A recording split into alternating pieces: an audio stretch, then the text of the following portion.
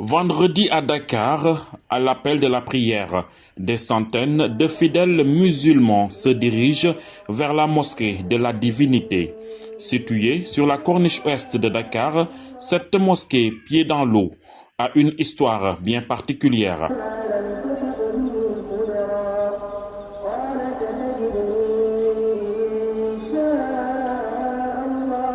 Construite par la communauté Nabi Allah, son histoire débute par un rêve dans la nuit du jeudi 28 au vendredi 29 juin 1973. Cette mosquée se trouve dans un village qui s'appelle Wakam, un village de pêcheurs. À travers cette mosquée, le nom de Wakam est devenu universel. C'est une mosquée pas comme les autres, parce que c'est une mosquée qui est descendue du ciel. Dans la nuit du 28-29 juin en 73, cette mosquée est descendue. Ici, c'est un lieu merveilleux. Je trouve là une merveille d'Allah. Comme bon, on l'a bien dit sur l'historique de la mosquée, on dit que bon, la mosquée est descendue de Dieu. Donc là, moi, je trouve que c'est une merveille qui est descendue d'Allah. Machallah, c'est un excellent lieu. C'est un lieu d'adoration où nous nous réfugions quand on a des soucis. Pourquoi mosquée de la Divinité? Parce que Fimou Sampouni, d'abord c'était un rêve là, d'un saint homme qui s'appelle Mohamed Sini Khalifatullah fil Ardi. Il a vu en rêve cette mosquée là sous forme de maquette descendre du ciel et tomber sur cet endroit-là.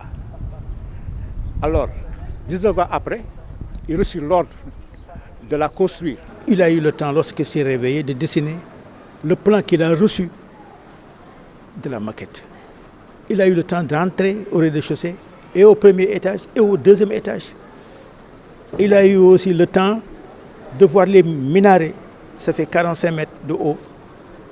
Il a eu le temps aussi de voir ce qui est gravé, Allahu Akbar, à la porte d'entrée. Tout était en lumière. Ceux qui ont eu la chance de visiter la Mecque trouvent bien des ressemblances entre la mosquée de la Divinité et celle de la Sainte Kaaba. Des histoires qui ont fini par attirer l'attention du monde sur cette mosquée, à l'emplacement et au design unique. Il y a beaucoup de personnes qui ont visité la Mecque. Ils ont tendance à dire que le paysage même où se trouve la mosquée les rappelle toujours leur pèlerinage à la Mecque. Parce que cet endroit-là a été choisi par le bon Dieu, Allahu.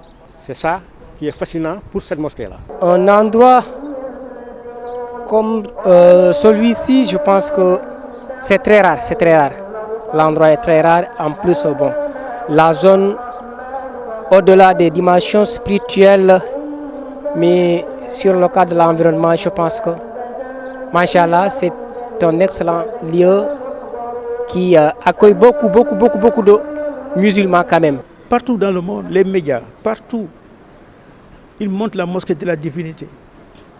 Pourtant, ce n'est pas la première mosquée. Il y a eu des mosquées avant. Dans le monde, il y a eu des milliardaires qui ont construit des mosquées. Mais ce qui fait la mosquée de la Divinité, c'est sa spiritualité. C'est une fierté cette mosquée-là. Elle est visitée par plusieurs personnes venant de divers pays. Une autre particularité, ceux qui viennent prier ici les vendredis s'habillent obligatoirement en blanc. Une recommandation de Mohamed Seniguei, largement respectée encore aujourd'hui. Le saint homme qui a eu le privilège de construire cette mosquée a reçu l'instruction de dire aux fidèles les vendredis, pendant les prières de vendredi, uniquement de s'habiller en blanc. Mais l'habillement du blanc, c'est Dieu qui a recommandé à son Khalif de Dieu sur terre, uniquement les vendredis. C'est pas toujours. Les autres heures de prière, tu peux te mettre en pantalon et en chemise et rentrer prier. Mohamed Seniguei, un grand ami du royaume chérifien, est décédé en 2007 au Maroc, ce pays qu'il chérissait tant. Mon père, bâtisseur de la mosquée de la Divinité, est décédé au Maroc. Il est décédé au Maroc en 2007, le 12 mars 2007.